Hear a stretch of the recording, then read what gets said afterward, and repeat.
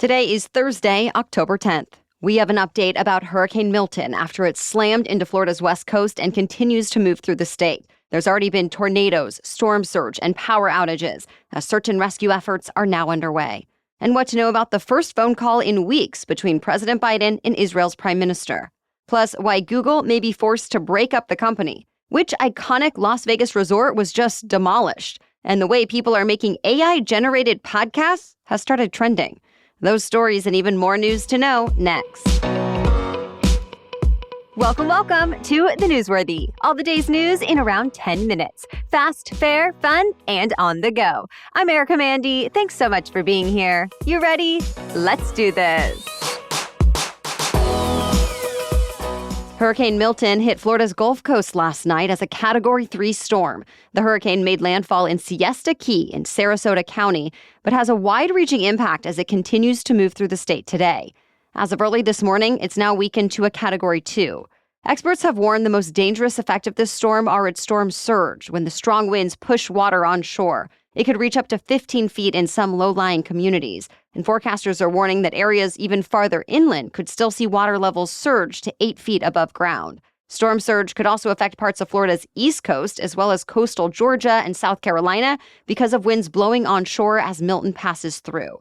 Already overnight, there were pictures of flooded streets in places like Fort Myers, and officials issued a rare flash flood emergency in Tampa Bay. The roof of Tropicana Field, where the Tampa Bay Rays play, has been torn off in the wind. Even hours before the storm made landfall, the edge of the storm caused a dangerous situation. Intense rain and powerful winds yesterday lashed cities and spun up tornadoes across the state. Reports say one of those tornadoes on the eastern coastline killed several people. About 5.5 million people on the Gulf Coast were told to evacuate before the storm came, and while many listened, some didn't. Florida's National Guard expects the largest search and rescue operation in state history, and it's already underway. And let's not forget, this is all less than 2 weeks after Florida was just impacted by Hurricane Helene. President Biden has pledged full support of the federal government. He also lashed out against false rumors spreading online about the government's response, calling some, quote, outright lies that are impacting emergency workers and confusing storm victims. We'll likely learn more about the impact of Milton as the sun comes up and emergency responders are able to reach more people and places. At last check, more than 2 million people in Florida were without power. President Biden and Vice President Kamala Harris spoke on the phone with Israeli Prime Minister Benjamin Netanyahu yesterday. It was the first time Biden and Netanyahu have spoken since August, which is likely a sign of some tensions over how Netanyahu has been handling the conflict in the Middle East. The White House said the call was direct and productive. Biden reportedly reiterated his commitment to Israel's security, saying the country has a right to defend itself against the U.S.-designated terror group Hezbollah, but also emphasized the need for a diplomatic agreement to end the fighting and minimize harm to civilians. In Lebanon, Israel continues its attacks against Hezbollah, but it's also impacting hundreds of thousands of civilians there. The UN just said nearly 1 million civilians have now fled their homes. In fact, Prime Minister Netanyahu said publicly yesterday that Lebanon faces destruction and suffering like Gaza unless its people rise up against Hezbollah, which the White House pushed back on, saying we cannot and will not see Lebanon turn into another Gaza. It comes as Israel still plans to retaliate against Iran for the nearly 200 missiles sent into Israel last week, most of which were intercepted. Israel's defense minister said this week that the attack would be, quote, lethal, precise, and above all, surprising. To be continued. It's believed to be the most amount of money raised by a presidential candidate in less than 3 months. Vice President Kamala Harris has now raised more than $1 billion since she launched her bid for president just over the summer. The report says the most amount of money is being spent in Pennsylvania, one of the key battleground states that both candidates are focusing on.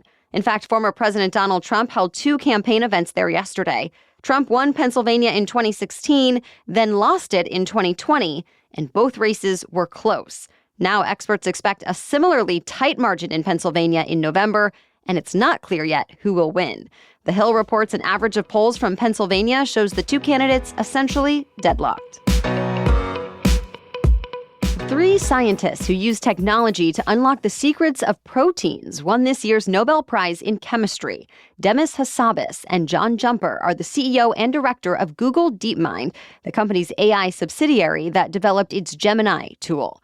They used AI to predict what proteins look like using only their amino acid sequences. Knowing the structure of proteins and how they fold helps scientists understand how basic chemicals that make life possible actually work. The other winner is David Baker. He's a professor at the University of Washington who manufactured never-before-seen proteins after designing them on a computer. Their work has led to new kinds of drugs that may treat a wide range of diseases from COVID to Alzheimer's. The Chemistry Prize is the second Nobel this year to go to researchers who worked with artificial intelligence. Innovators in neural networks won the Physics Prize, and they've all warned about the dangers of AI. Hassabis called it a dual-purpose technology, saying AI can be used for both harm and good. All right, we have more news for you still ahead, but first, this episode of The Newsworthy is brought to you by Lumen. Lumen is the world's first handheld metabolic coach. It's a device that measures your metabolism through your breath. And on the app, it lets you know if you're burning fat or carbs and gives you tailored guidance. Because your metabolism is at the center of everything your body does, optimal metabolic health translates to a bunch of benefits, including easier weight management, improved energy levels, better fitness results, better sleep, etc. All you have to do is breathe into your Lumen first thing in the morning, and you'll know what's going on with your metabolism. You can also breathe into it before and after workouts and meals, so you know exactly what's going on in your body in real time, and Lumen will give you tips to keep you on top of your health game.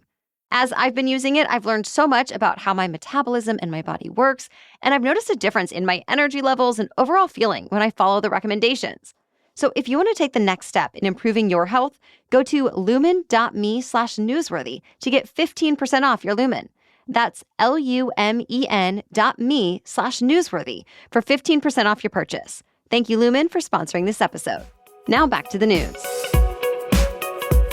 It's the end of an era. The iconic Las Vegas resort and casino, the Tropicana, is no more. The Tropicana on the Vegas Strip came down in a controlled implosion this week.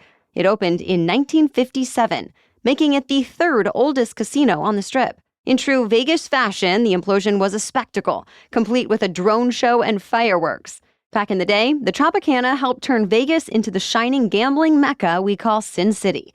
When it was built, the mob ruled the town, and performances by Frank Sinatra and the rest of the Rat Pack helped draw big-name entertainers to the desert city. Now the site will host a symbol of Las Vegas's new era, which puts professional sports front and center. A new stadium for the Major League Baseball team, the A's, will be built where the Trop once stood, with a 3,000-room resort going up around it. The team is relocating to Las Vegas from Oakland in 2028. The A's will be the third major professional sports team to make Las Vegas its home in recent years, following in the footsteps of the Golden Knights in hockey and the NFL's Raiders, who, like the A's, moved from Oakland. If you own a Honda, listen up. The car maker is recalling 1.7 million vehicles because of a potential steering problem. Several models could experience the issue, which is related to a defect in the gearbox. All the model years are from 2022 to 2025, and they include popular cars like the Civic, CR-V, and Acura Integra. There haven't been any reports of injuries, but Honda says the issue could increase chances of a crash. Anyone who hears a strange noise or feels a sticky sensation when trying to steer may have the problem. If you do own one of the affected cars, Honda says you should take it to a dealer where you can get maintenance to fix the problem free of charge. Check the link in today's episode notes on our website for more details. Google may be forced to break up its company. The U.S. Justice Department may tell the tech company to sell some of its businesses so it can no longer dominate the search engine market.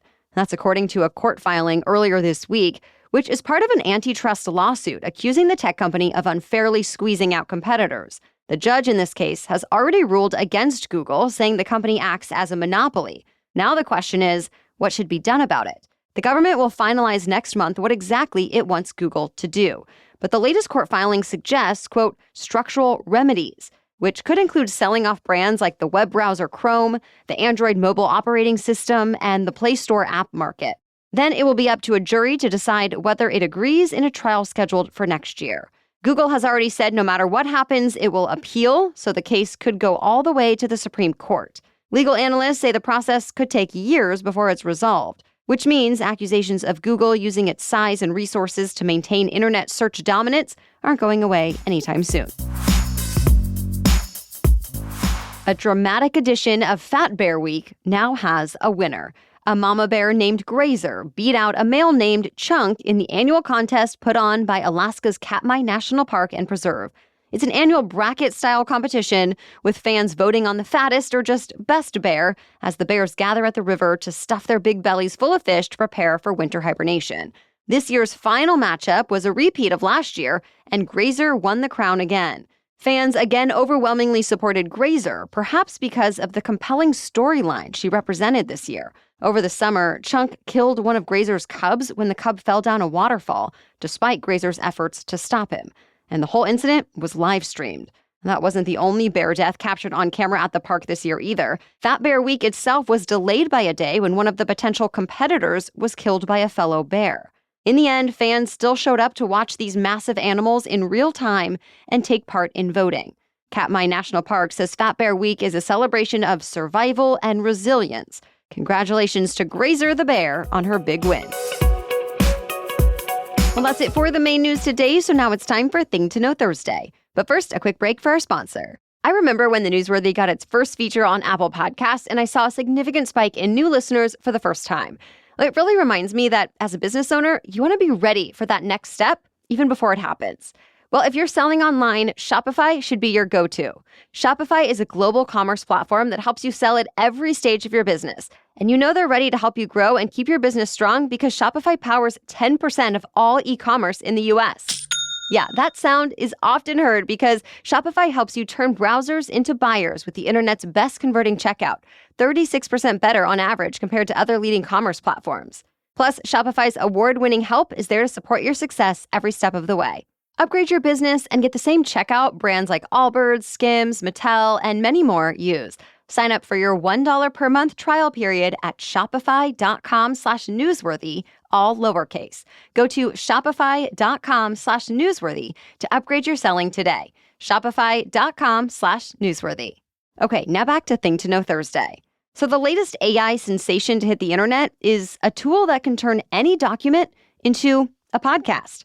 A completely AI-generated podcast with AI-created fake voices. All you have to do is plug text into an experimental new Google product called Notebook LM, and it's free. A few minutes later, out pops a short audio that sounds like a real conversation with a male and a female voice talking about your document in the style of a deep dive podcast, like those that examine a real-life mystery or news story. Notebook LM was designed to help researchers wade through large sets of data or long, complex research papers. But Notebook LM has gone viral specifically thanks to that audio overview feature. People who have tried it are saying it's uncanny. Its hosts even speak with ums and likes. As an example, the Washington Post fed Meta's 99-page privacy policy to Notebook LM, and the result was a 7.5-minute podcast that remarked on the creepiness of targeted ads for boots. Now it remains to be seen whether Notebook LM will be the future of generative AI or a passing fad. So stay tuned. Oh, and for the record, this podcast has always been written and recorded by real-life humans. All right, thank you so much for listening today and making us part of your daily routine. We'll catch you up on more news to know tomorrow. Until then, have a great day.